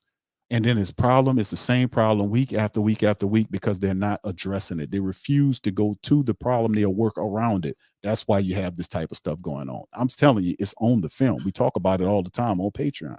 It's on there. Thank you, Bob. Appreciate you. I want to say thank you very much. Picking me up and bringing me back to this. All right. Shout out to you, Barbara. Cool sports poems. Thank you, fam, says Big Q. That's what happens when you don't have any checks and balances. The ones with the power feel like they can do whatever they want. It'll take me, the family members not going to games and boycotting to probably change things. That's exactly right, bro. Thank you for your super chat. And I agree 1,000,000,000% with you because that's what I've been advocating for over the last couple of years. I've been advocating to the mighty Who Dat Nation and the diehard Saints, the Black and Gold family members, to hold your money. Do not spend with these people because we tried to talk to them like human beings. We tried to tell them our displeasure by booing. They quantify it as noise. They don't want to hear the noise. We don't pay attention to the noise. And they are the reason why you sound like what you sound like because you're reacting to a product that they put out there. I didn't put this out there. They did. So as I'm reacting to a 7-8 football team that's one win, a loss away from losing and being out of the playoff window again for a third straight year, and I get upset and it's on me, I'm out of line, and I just need to keep supporting, bro, no, we're not doing that no more. We did that for years, and you know what that got us? 20 years of losing before the Saints finally got serious enough and started putting teams together. Before we even had a winning record, it took the Saints 20 years when they started to get a winning record. And I think it was like 500. It took a little bit longer for them to make the playoffs. We're not going through that. Because nowadays, people, they were happy just to have the team. Nowadays, there's a standard. They didn't have a standard then when they first got that team. There's a standard now. And the Peyton thing was because of the standard that was set because the people got tired of the Saints demanding all of this stuff, but not performing on the field. You know, it's ridiculous. And then the contracts, all the stuff, they don't pay any rent on the Superdome or the arena. Don't get me started on that. They get all the concession, the merchandise and revenue. They get it all. It's supposed to be a percentage split some kind of way. They get it all because of viability. I just seen a Forbes report with Gail's $6 billion. It's $1 billion more than what she was last year. And of course, you're going to be the richest person in the state if you don't have to pay any rent on the buildings that you don't own. And then I can put Smoothie King shit on top of there and get $40 million, the last naming rights deal with the Smoothie King Center. And that's $40 million for 10 years. They just signed a new deal, which they don't even much won't tell you what that is. So if it's doubled, as at least doubled in that time frame to 80 million, they don't even tell you what the money is anymore. They just renounce the deal without any particulars around it, bro. That's mafia style bullshit there. But it's tied to public buildings. They don't own those buildings. So I mean, it is what it is, man. I advocate all the time for this, but thank you, Cool Pong. Thank you very much. Picking me up and bringing me back to this world. Appreciate it, bro. But this is real talk. Brent says there's big who that owls. Here's that eat some possums. Yeah, we in here. Yeah, we the who that owls, bro. We gonna yes. Thank you. Far too kind. Yes, we the who that owls, bro. We gonna get this possum up out of here one way or the other. All right, thank you, brother Duke. Appreciate the super chat, man. Thank you very much. Picking me up and bringing me back to this world. Yeah, we got to do something, man. And like we said, we're doing something, man, and we're going to be fine. We just got to keep doing what we're doing. And listen, just to be honest with the Who Dat Nation, I want to go to the playoffs. But if we don't go to the playoffs, and chances are high, probably they won't go to the playoffs because they squander too many games. They really don't have a game plan. They're very uncertain. Most of the times you'll see more decision making that's going on. So, I mean, at the end of the day, it's one of those type of things where we just have to do the knowledge. And if Mickey Loomis decides to keep Dennis Allen, and I'm betting that he will, he's going to do what he knows to do, which is he ain't going to break that contract. He's going to try to sell you Dennis Allen with changes, right? When that happens, don't just show your displeasure by not supporting them. The tickets are $7. They're going to start looking and understanding, man. If you won't play that game, go ahead and play. I double D dare you. This will be an exercise of power between the Who Dat Nation and Mickey Loomis and the Saints brass. This will be a surefire exercise of power. Who really running things here? Now listen. We haven't seen this type of stuff in the Who Dat Nation in a very long time. This could be a very pivotal moment, and I'm really looking forward to it. So please go ahead on and pull that move. Go ahead and pull that move. I want to see it and watch. This will be played out in front of the public, and it'll show them. It will show who really controls and run the team. And most of the time they don't want to show that. They don't want to show that you actually have that type of power. They don't want to show that, especially the Saints, a team that's big, fat, and happy, that's completely running off the fact that they've been successful for 20 years and they're entitled. They feel like they got the game plan solved. Mickey Loomis don't want to ask questions about the future, even though we're 2 weeks before the regular season end, and he's entitled. So, calling reporters unsophisticated and lazy reporting. This dude's crazy, but your head coach ain't unsophisticated and lazy, huh? Your quarterback's not unsophisticated and lazy, staring down people. Come on, man. Come on, bro. Let's not play that game. All right, Prom says in the U.S. only insecure and mediocre get protected. Yeah, not too long. Thank you, Prom. Appreciate you, bro. Thank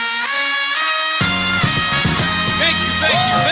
Far too kind. We're gonna see, fam. I'm looking forward to it. I'm gonna be honest with y'all, man. I'm looking forward to see them try that maneuver. I'm just gonna keep it $1.15. I know how it's going to end. If they want to walk, if he really that stubborn and foolish to want to walk down that path, come on with it. I'm ready, and I'm pretty sure y'all ready too. Because you can't win that way. You can't stand up against the people that support you and expect to win, fool. You can't win that way. Like Barbara, we got to break out to Michael Jackson. You can't win. You can't win. No, you can't win against us, bro. You cannot win against the Who Dat Nation. You cannot win. You can't win. You can't stand up against us, man. And you getting support and then asking us for support at the same time. Don't work like that, fam. It don't work like that. It don't work. All right, so anyway, let's get ready to get out on that, man. We're gonna get ready to kind of get out on that, man. Before we do it, let me give a shout out to Barbara and bust this one for Barbara right quick. This is for Barbara, man. Let me do this for Barbara. Hold on, Barbara. Hold on. Let me hook this one up for Barbara, man. Let me hook this one up. Hold on, Barbara. I got one for you. Here you go. Yeah, no. She said that the last time I wanted to play this one for her. Here.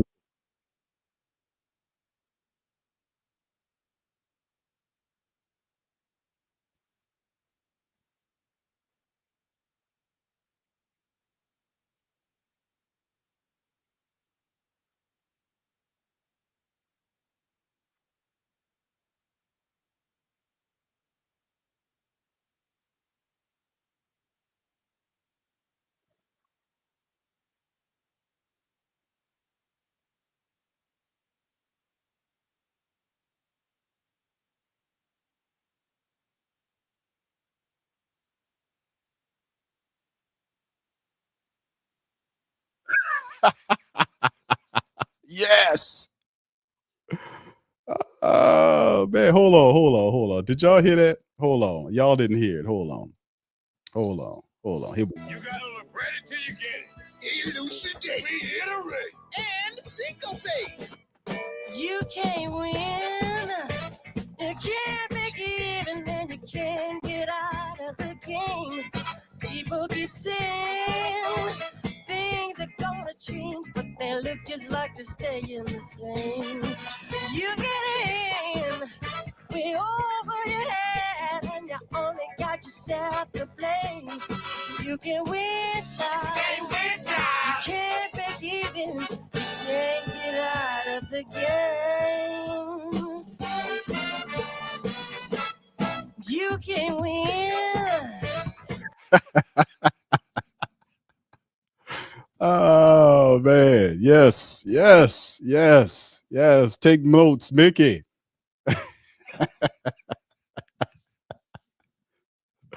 Shout out to you, Barbara.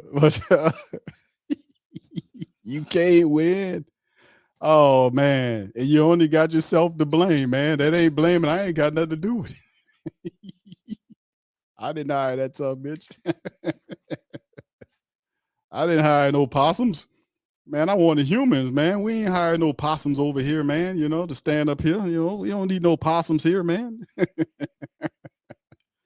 All right, anyway, let me let y'all go, man. I'm going to holler at y'all on the next one, man. We'll be back tomorrow on our play-by-play game. We'll start off at 11:45 with the pregame matchup for the Saints and Bucks at noon, man. We'll be covering all that here on the Sports Coma full-day broadcasting. Preview starts at pregame starts at 11:45, game at 12, play-by-play all the way through to the post-game around 4. And we'll recap, get the post-game presser, make it a full day, man, of action, New Orleans Saints style tomorrow, man. So y'all join us for that. Y'all feel free to hit the like button, hit the subscribe button as well, and feel free to share the show on your social media feed. Barbara says, I got another one, cute. Don't come around here. Yeah, that's a good one there. That is a good one there. Yeah. Don't come around here no more. Yeah, Tom Petty. Yeah, that's a really good one there. That's a good one. I think Michael speaks to us, man. Michael was basically kind of talking that talk, man. Yeah, he's yeah, appreciate y'all too. Thank you, brother Malcolm. Shout out to you, my brother. Appreciate everybody, man. Thank y'all. Listen, I'll be back tomorrow, fam. We'll talk more about it, man. Let's see if the Saints can get a dub, man. And this one, but in terms of will the Saints keep Dennis Allen? My answer, a short answer, is yes, they will. Unfortunately. So anyway, we'll talk about it more on another stream. Much love to y'all. Have a fantastic Saturday. Who that? And I'm out. Yeah. Boogie like Benson, I'm a who that. I'm a who that. Long as I'm living, I'm a who that. Lose or winning, I'm a who that. Sports Coma, yeah, this is where we do that. Where we do that, where we do that, where we do that, where we do that, where we do that, Boogie like Benson, I'm a who that. I'm a who that. Sports Coma, this is where we do that. Where we do that. Welcome. Somebody please better help. Running this thing like Elf. I thank God every day I'm not a felt. Go to YouTube Live with Big Q and the guys. If you ain't ride or die, the bandwagon get flipped. Been marching in, that was way for the ring. I was yelling out your shame for the championship. Fucking on town, duck down. Falcons pluck, get shut down. Panthers ain't much touchdown. The vision really belong to us now. So much hate on the Saints, you could probably tell. Ever since Bounty Gate hit the NFL, when things seem fishy, then you probably smell the crooked referees or Roger Goodell. Yeah, probably like this, and I'm a who that. Every day I'm living, I'm a who that. Lose or winning, I'm a who that. It's the Sports Coma, this is where we do that. Where we do that, where we do that, where we do that, where we do that, where we do that. Boogie like Benson, I'm a who that. It's the Sports Coma, this is where we do that.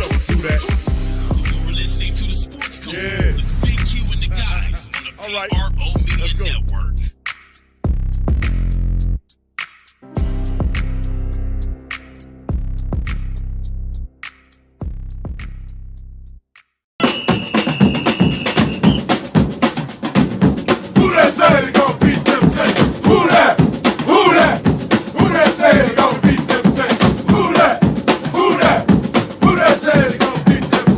Who